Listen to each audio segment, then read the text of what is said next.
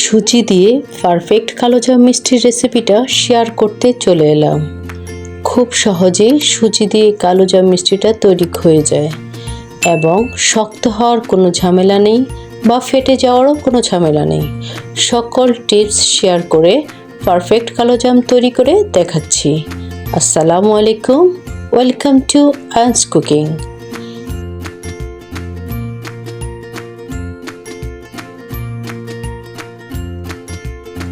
চলুন তাহলে কালোজাম মিষ্টি বানানোর সহজ রেসিপিটা দেখে আসি।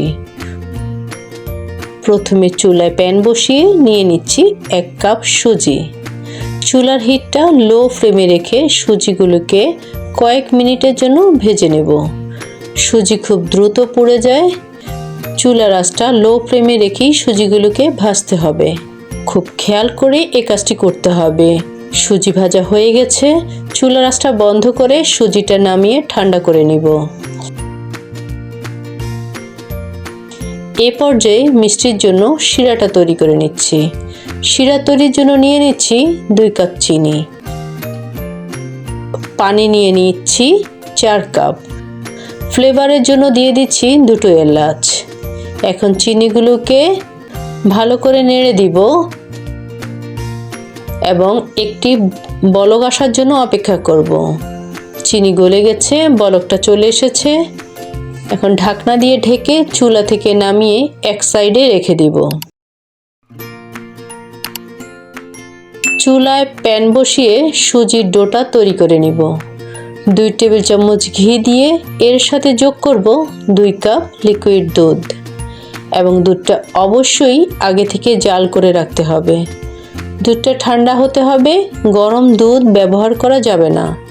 দুধের সাথে ঘিটা ভালোভাবে মিক্স করে নিব। দুধটা যখন হালকা গরম হবে তখন আগে থেকে ভেজে রাখা সুজিগুলো অল্প অল্প করে দুধের সাথে মিক্স করে দিব। আস্তে আস্তে করে সুজিগুলো দিতে হবে। সাথে সাথে দুধের সাথে সুজিগুলো ভালোভাবে মিক্স করে দিব, না হলে দলা পাকিয়ে যাবে। সুজি খুব দ্রুত ঘন হয়ে যায়। 2-3 মিনিটের মাথায় সুজিটা একদমই ঘন হয়ে গেছে। আমি সুজিটাকে আরও কয়েক মিনিট ধরে মিক্স করে নিব।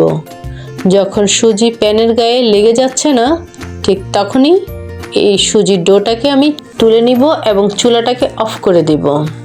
একটু ক্লোজ করে দেখিয়ে দিচ্ছি। সুজির ডোটা এরকম একটি স্মুথি ভাব যখন চলে আসবে, ঠিক তখনই চুলা অফ করে সুজির ডোটাকে মিক্সিং বলে তুলে নিব। ডোটাকে একটু ঠান্ডা হতে দিব। ডোটা যখন ঠান্ডা হবে তখন এতে যোগ করব 2 টেবিল চামচ গুঁড়ো দুধ, যোগ করব 1 টেবিল চামচ চিনি, বেকিং পাউডার দিয়ে দিচ্ছি 1/4 চা চামচ। এখন সবগুলো উপকরণকে খুব ভালো করে মিক্স করে দিতে হবে।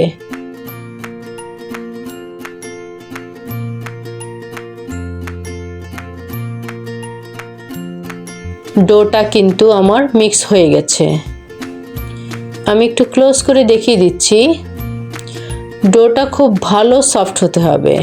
আঙুল প্রেস করার সাথে সাথেই যখন ডোটা দেবে যাবে, এরকম সফট ডো তৈরি করে নিতে হবে পারফেক্ট মিষ্টি তৈরির জন্য। এখন কিছুটা ডো নিয়ে আমি হাত দিয়ে মিষ্টির শেপটা দিয়ে দিব। প্রথমে ডোটাকে নিয়ে আমি একটু গোল শেপ দিব, এরপরে 2 আঙ্গুলের মাঝখানে নিয়ে একটু প্রেস করলেই কাঙ্ক্ষিত মিষ্টির শেপটা চলে আসবে। একটু খেয়াল করতে হবে মিষ্টির গায়ে যেন সম্পূর্ণ মসৃণ হয়, তা না হলে মিষ্টিটা ফেটে যাবে। আমি সবগুলো মিষ্টি তৈরি করে নিয়েছি। এখন চলে যাব মিষ্টিগুলো ভাজতে। চুলায় প্যান বসিয়ে পর্যাপ্ত পরিমাণে রান্নার রেগুলার সয়াবিন তেল দিয়ে দিচ্ছি। চুলার আঁচটা লোতে রেখে তেলটা একটু চেক করে নিতে হবে। যখন হাতে গরমটা সহ্য হবে ঠিক তখনই মিষ্টিগুলো দিয়ে দিব। মিষ্টিগুলো কিন্তু অনেক গরম তেলে দেওয়া যাবে না, তা না হলে সঙ্গে সঙ্গেই পুড়ে যাবে। মিষ্টিগুলো ছাড়লে এরকম হালকা বুদবুদ যখন উঠবে, এই টেম্পারেচারেই মিষ্টিগুলো ছাড়তে হবে।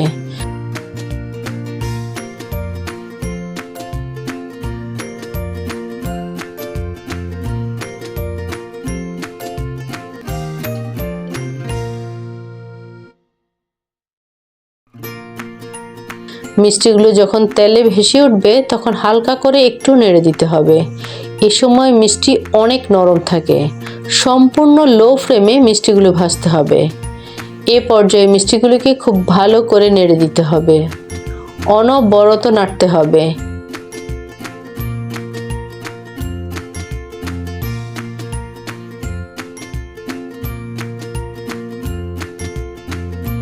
এই অবস্থাও কিন্তু মিষ্টিগুলো তুলে নেওয়া যাবে।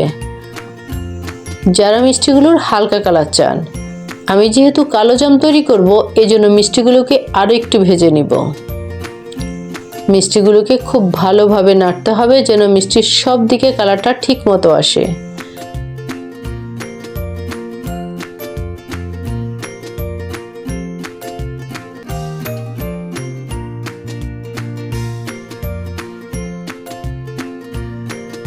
মিষ্টিগুলো ভাজা হয়ে গেছে। এখন আমি মিষ্টিগুলোকে তুলে নিব।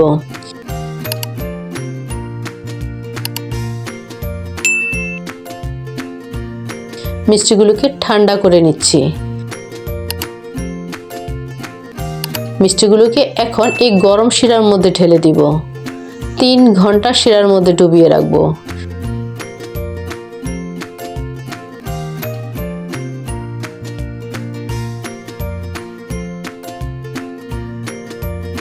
ফিরে এলাম 3 ঘন্টা পরে।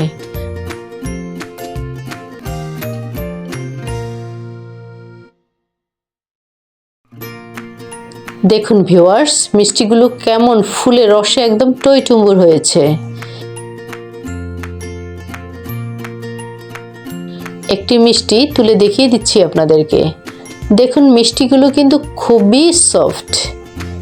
আমি এখন মিষ্টিগুলোকে সার্ভ করে দেখাবো। সার্ভ করার জন্য এরকম একটি সার্ভিং ডিশ নিয়ে নিয়েছি।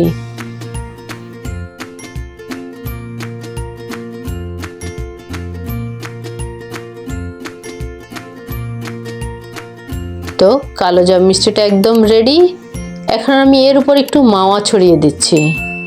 হাতের কাছে যদি মাওয়া না থাকে তাহলে ঘরেই ইনস্ট্যান্ট মাওয়া তৈরি করে নিতে পারবেন। দুধের সাথে চিনি মিক্স করে ঘরে ইনস্ট্যান্ট মাওয়া তৈরি করা সম্ভব। খুবই মজার সুজির তৈরি কালো জাম মিষ্টিটা পারফেক্টভাবে তৈরি করে দেখিয়েছি। আশা করি আমার আজকের ভিডিওটিও আপনাদের ভালো লেগেছে। ভালো লাগলে চ্যানেলটি সাবস্ক্রাইব করে বেল আইকনটি অন করে রাখবেন যেন আমি নতুন ভিডিও ছাড়ার সঙ্গে সঙ্গে আপনার কাছে নোটিফিকেশনটা পৌঁছে যায়। এতক্ষণ আমার সাথে থাকার জন্য ধন্যবাদ। আজ আর নয়, ওকে, আল্লাহ হাফেজ।